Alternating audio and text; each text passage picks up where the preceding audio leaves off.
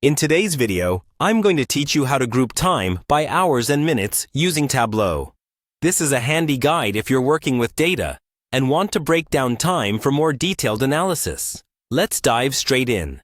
First things first, you'll need to open the Tableau public app.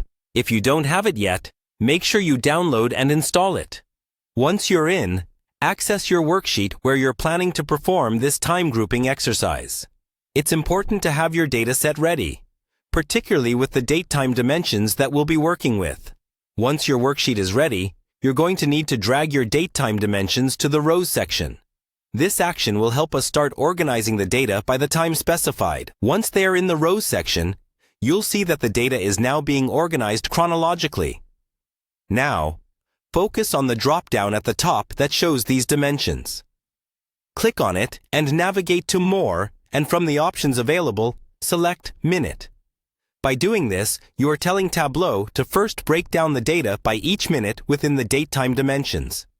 Next, click on the drop-down once again.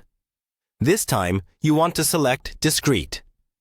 This will allow you to make minutes as separate values, helping with clearer organization and analysis later on. Moving forward, it's time to create a calculated field. Head over to the Analysis tab at the top and click on Create Calculated Field. This field will be pivotal as it will allow us to perform more specific queries on our time data. Give your calculated field an appropriate name, something that indicates its purpose, type in your query, and then click OK. Once that's done, you're going to take this newly created field and drag it into the rows, placing it just before the datetime pill. The purpose of this is to ensure that the calculated field works in conjunction with your existing datetime data.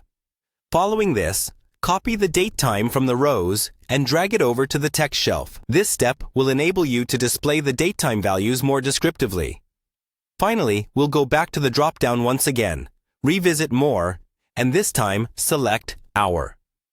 Incorporating both hour and minute distinctions will now provide a more granular view of your data, allowing for diverse time-based insights. And there you have it.